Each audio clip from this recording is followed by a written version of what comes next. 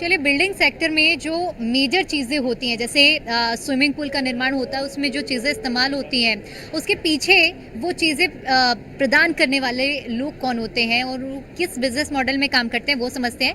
मृदुल brand है, और आप लोग किस बिजनेस मॉडल पर काम करते हैं और यहाँ पर क्या उम्मीदें लेकर आए हैं? तो sir ma'am, we are a OEM manufacture of swimming pool equipments and mosaic tiles which are majorly used. आजकल स्विमिंग पूल एक बेसिक नेसेसिटी बन गया है। हर कॉलेज, स्कूल, रिजॉर्ट, होटल, आपका कोई भी बैंकेट हॉल है, उसमें भी आपका हल्दी सेरेमनी, तो एवरीथिंग के लिए तो उसमें हम लोग पूरा सब टर्न की भी सोल्यूशन दे सकते हैं। और हम लोग वैसे OEM हैं for the manufacturing of Mosaic tiles and equipment, filter, motor, light, ladder सारी हमारे पास अपने लेवल में भी हमारे पास होती है। बाकी अगर कोई स्विमिंग पूल मेकर हमारे साथ जुड़ते हैं तो उनको हम उनके लेवल के अंदर, ब्रांडिंग के अंदर भी हम उनकी रेंज दे देते हैं। बाकी यहाँ क्या विजन लेकर आए हैं और कैसा बिजनेस आइडिया और कैसा उम्मीदें हैं आप?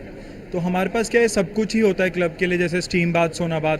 तो हमारे पास स्विमिंग पूल की भी बहुत वैसे रिक्वायरमेंट आ रही है, पर छोटी फाउंटेन्स की भी जैसे तो बहुत लोगों के रिक्वायरमेंट आ रही है। आजकल बहुत लोगों के पास होता है कि अपने छत पे उनको स्विमिंग पूल, तो उनको हमें हम उनको कॉस्ट इफेक्टिव सोल्यूशन दे रहे हैं। तो लेट्स सी क्या उनका हो रहता है। सरकार की ओर से जो प्लेटफॉर्म आप लोगों को प्रोवाइड किया गया है, उसके बारे में क्या कहना चाहेंगे? ये बहुत ही अच्छा प्लेटफॉर्म है। हम लोग IEA के और NEA से भी जुड़े हुए हैं, इंडस्ट्रियल एसोसिएशन से, as we are a manufacture. तो वहाँ पे हमें इस सुविधा के बारे में पता चला and we try to take use of it and here we are so representing. Let's see what. Aroma यानी कि खुशबू, और खुशबू वो चीज़ होती है कि आपको कहीं से भी उसकी तरफ आकर्षित करी हुई ले आएगी, और इस स्टॉल में भी शायद मैं खुशबू की वजह से ही अट्रैक्ट होकर आई हुई हूँ। तो मैं आपसे समझना चाहूँगी, इस खुशबू के पीछे का क्या रहस्य है? हम जैसे जानते हैं हमारा देश भारत इंडिया, वैसे ही जानना चाहते हैं सोने की चिड़िया है। यहाँ पे तरह तरह के परफ्यूम, तरह तरह के फ्लावर्स हैं। तो मेरी लाइफ की जो शुरुआत है वो ऐसी हुई कि मैं बहुत छोटी थी और हमारा एक पार्लर होता था, बिकॉज मेरी फैमिली पूरी सर्विस बैकग्राउंड से थी। पर मुझे ये था कि वो मेंटालिटी मैं ब्रेक करूं कि सर्विस फैमिली की लड़की एक बिजनेस वूमेन कैसे बन दिखा सकती है। तो वो मेरा एक, हर लड़की का एक सपना होता है, ब्यूटी इंडस्ट्री की तरफ इंक्लिनेशन होता है।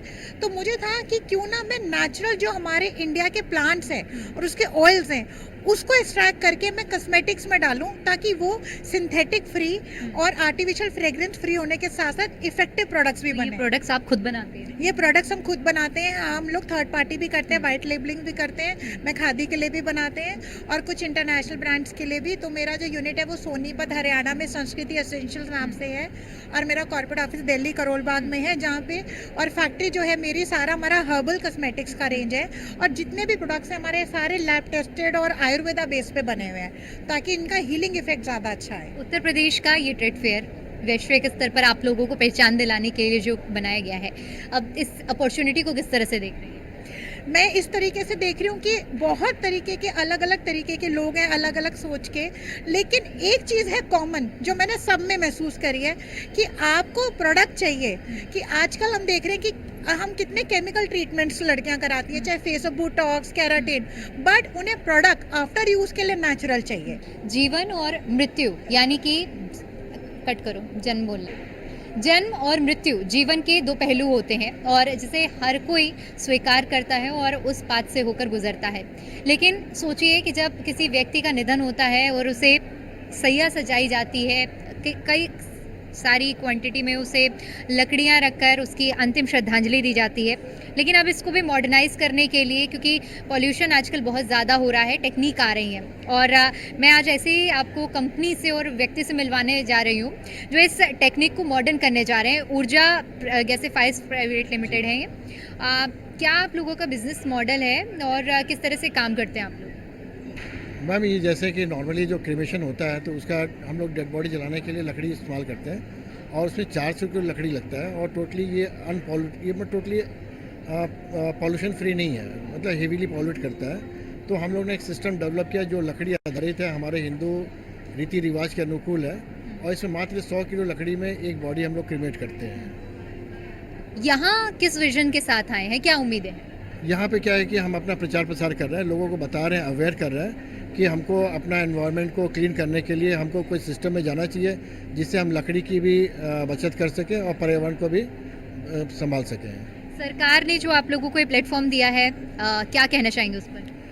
उसके लिए हम काफ़ी उनका आभार व्यक्त करेंगे और धन्यवाद व्यक्त करते हैं, क्योंकि उन्होंने हम लोग को बहुत सब्सिडाइज रेट पे ये स्टॉल हमको प्रोवाइड किया है।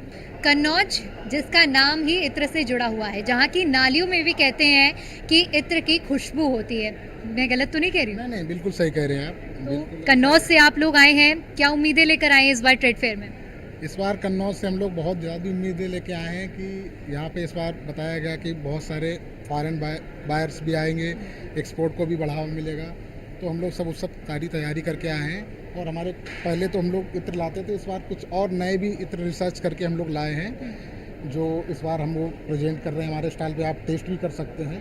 कई प्रकार के इत्र हैं, नेचुरल भी हैं और हम लोग अब स्प्रे फॉर्म में भी जा रहे हैं, क्योंकि यंग जनरेशन जो है वो स्प्रे फॉर्म को लाइक कर रही है। कुछ हमारे टेस्टर भी डिज़ाइन किए हैं, जैसे आपको इत्र खरीदना, आपको नहीं पता क्या खरीदना है, तो आप ये टेस्टर्स हैं, इनको ट्राई कर सकते हैं, स्मेल कर सकते हैं 120 का, उसके बाद आप परचेज कर सकते हैं। जी।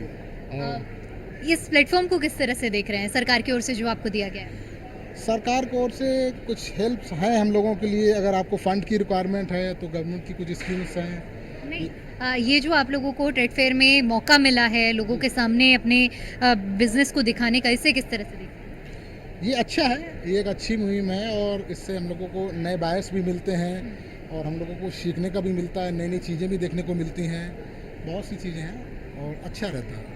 ओवरऑल इन्वायरमेंट अच्छा है, कई लोगों का इंट्रैक्शन होता है, कई कंपनीज़ का इंट्रैक्शन होता है। हम अपने क्वालिटी भी और बेस्ट कर सकते हैं, क्या कमियां हैं लोग बताते हैं, क्या चीज़ चल रही है, क्या ट्रेंड में चल रही है, क्या यूथ पसंद कर रहा है, बहुत सी चीज़ें हैं। मसालों का खानों के दौरान जब भी हम बनाते हैं पकवानों को तो बहुत अहम रोल हो जाता है। ऐसे में यहाँ पर अलग अलग वैरायटी के मसाले भी अपनी ब्रांड लेकर आई हुई हैं। हम इस वक्त आपको दिखाने वाले हैं जयश्री मसाले, जो कि लोगों के बीच में एक ही पहचान बना रहे हैं। पिछले 50 सालों से आपने बताया कि कर रहे हैं इस क्षेत्र में काम।